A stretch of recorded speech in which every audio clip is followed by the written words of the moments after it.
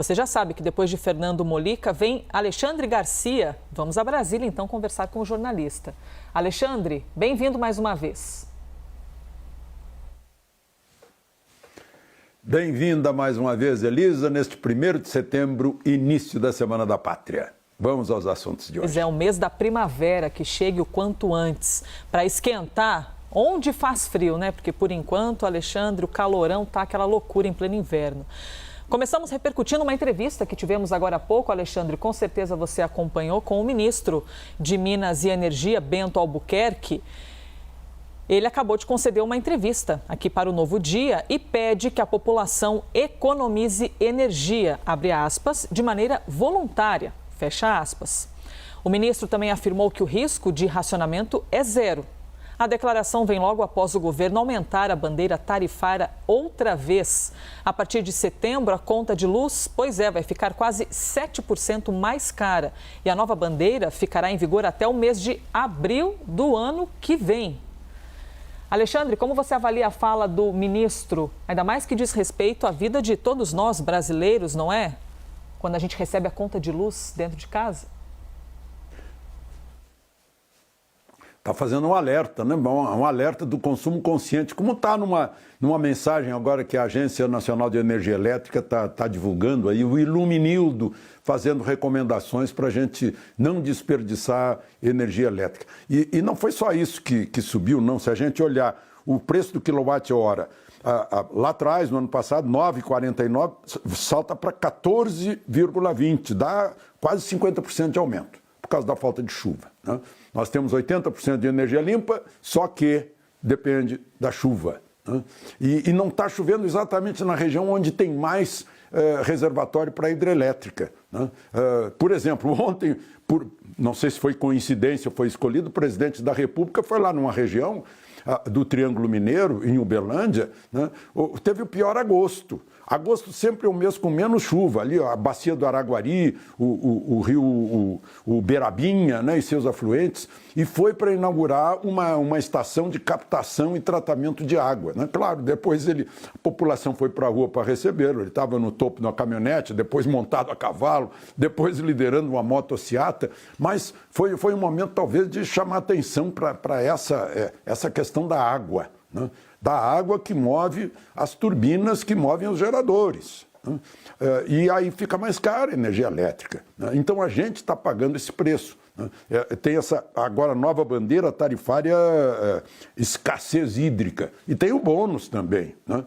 Quem economizar de 10% a 20% vai ter um bônus de 50 centavos por quilowatt-hora economizados. Então, são medidas que são adotadas porque, enfim, não há controle.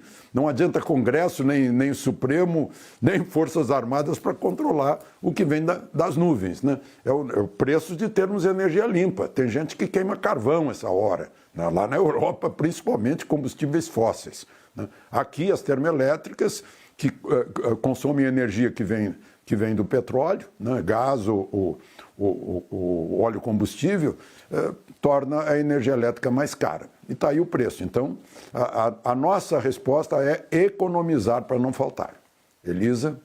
Alexandre, quando a gente fala do aumento da conta de luz, que reflete diretamente na bolsa no bolso ou na bolsa de todo brasileiro, a gente está falando de uma questão climática, natural, que haveria de ocorrer, questões que vão além do próprio hábito humano, está chovendo menos, então naturalmente vai ter menos água e vai ter esse tipo de problema.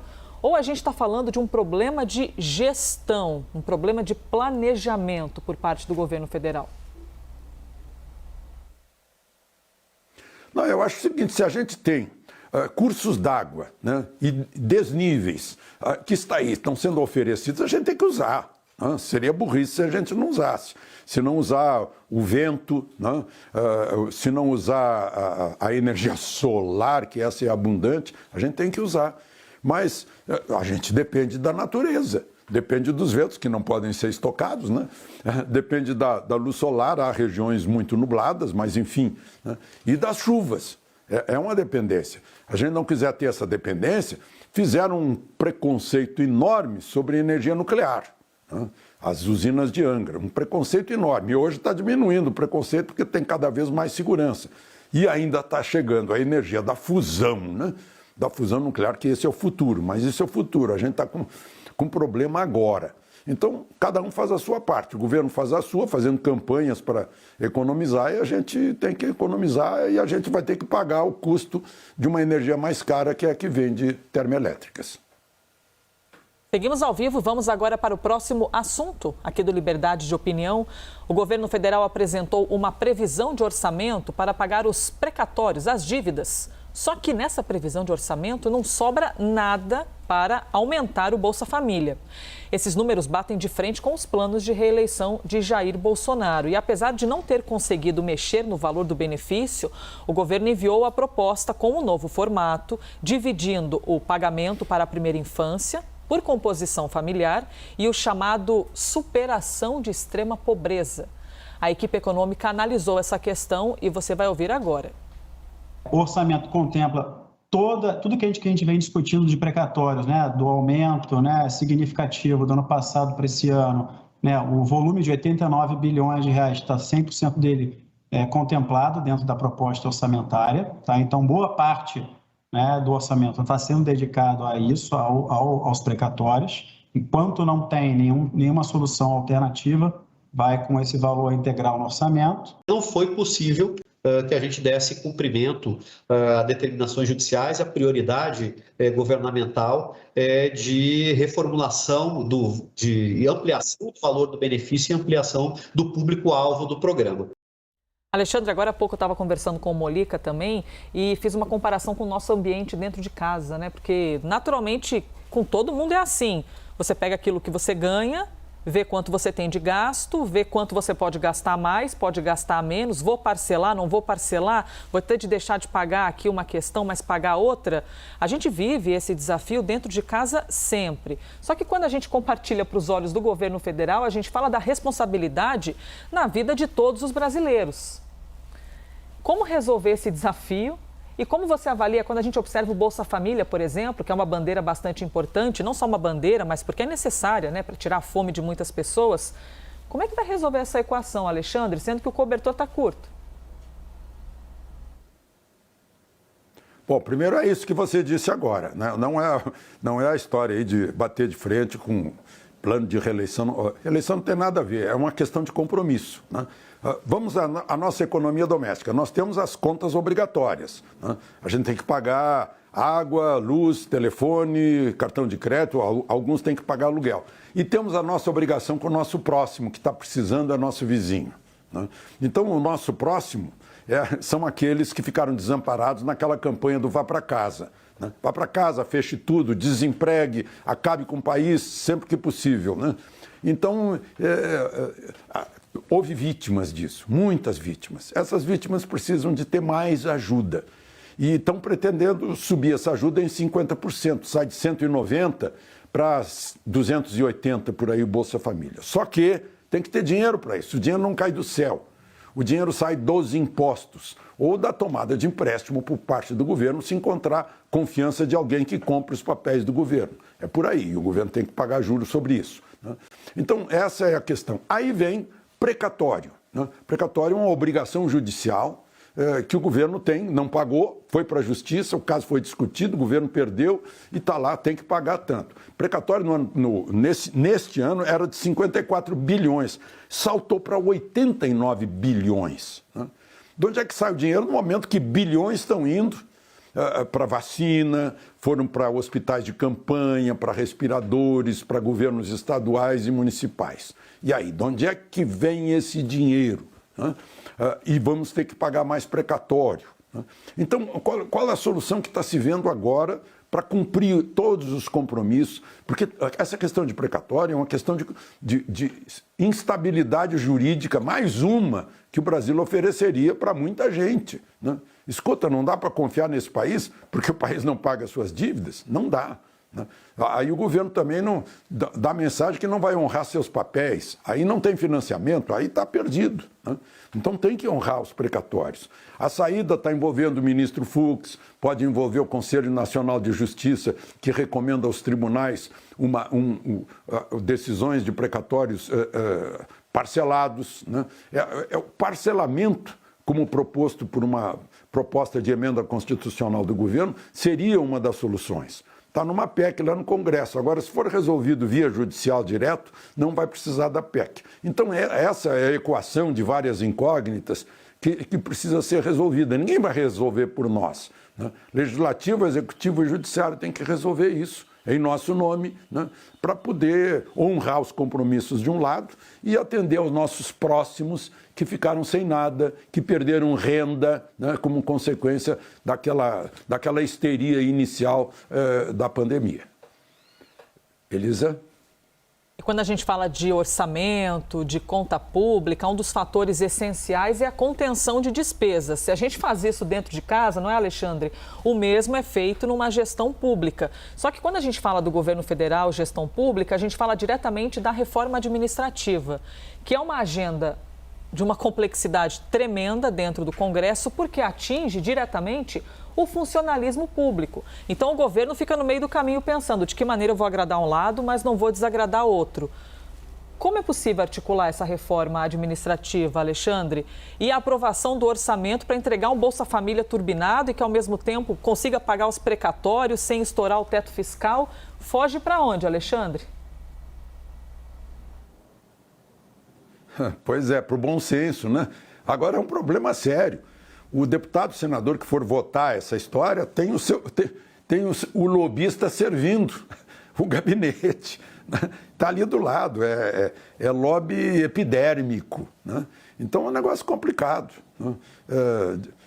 Falar de tirar privilégio, botar privilégio, né? Tem que conter gastos, né? Muita coisa foi, muito gasto diminuiu na hora que os corruptos ficaram com medo, né? Passaram a ter medo. E aí foi aquela coisa, ninguém mais tira dinheiro da Petrobras, ninguém mais pega malas e malas da Caixa Econômica e deposita em Salvador, não, ou do Banco do Brasil, até as empreiteiras recolheram os flaps, né? Então, isso já é uma grande economia de bilhões, mas o Estado brasileiro tem que ser mais racional, né? Eu ouvi o Molica falando aí da nossa cultura do emprego público, porque tem estabilidade. Por que a pessoa procura estabilidade, né?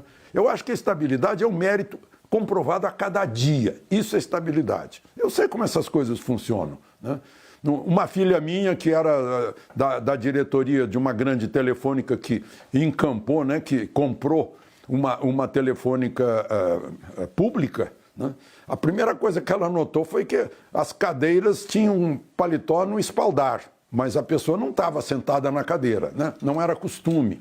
Então, essa cultura de querer a proteção do Estado, porque é a garantia de emprego que não precisa estar provando todos os dias. Uma reforma administrativa tem que demonstrar isso. Produtividade e mérito, né?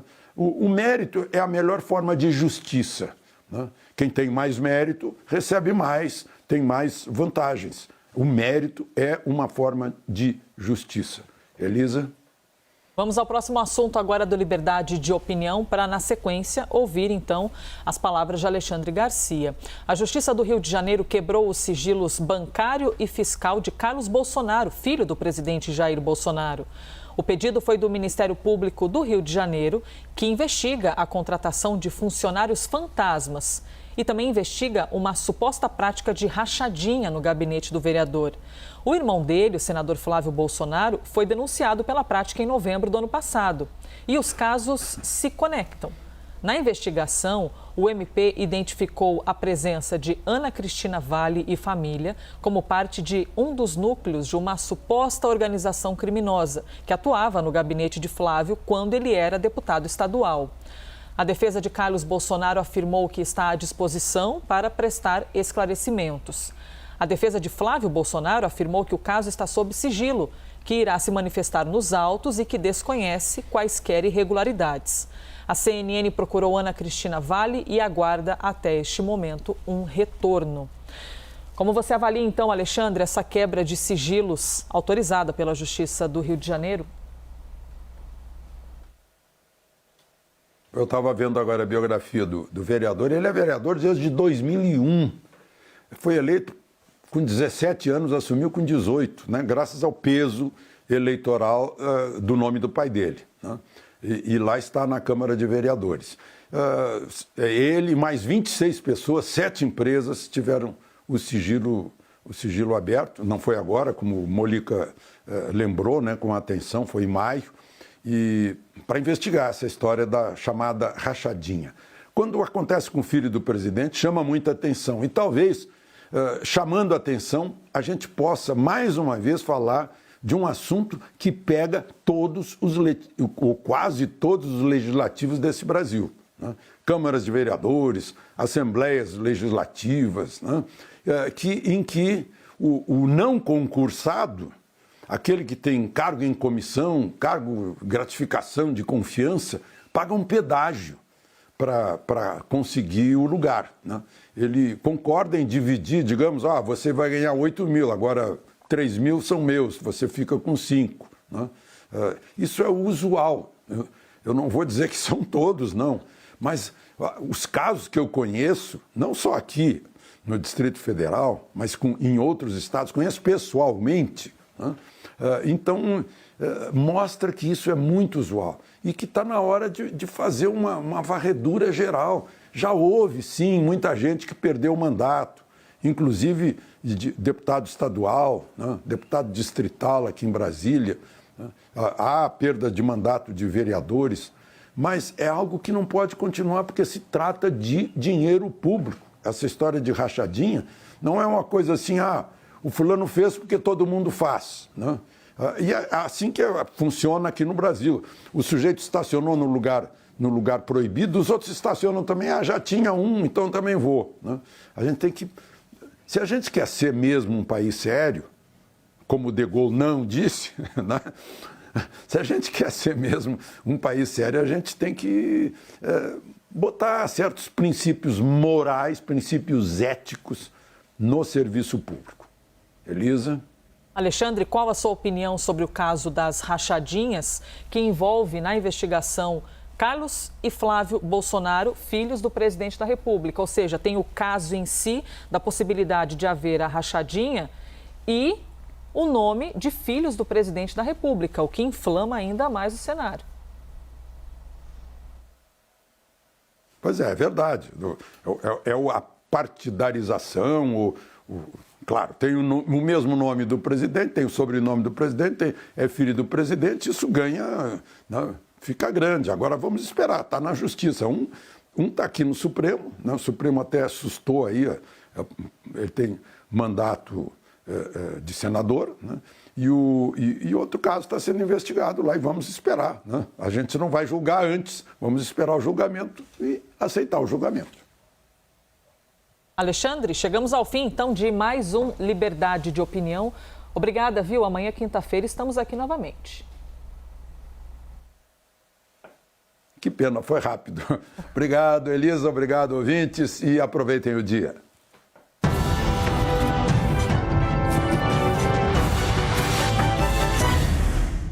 As opiniões emitidas pelos comentaristas todos os dias aqui no quadro não refletem necessariamente a posição da CNN.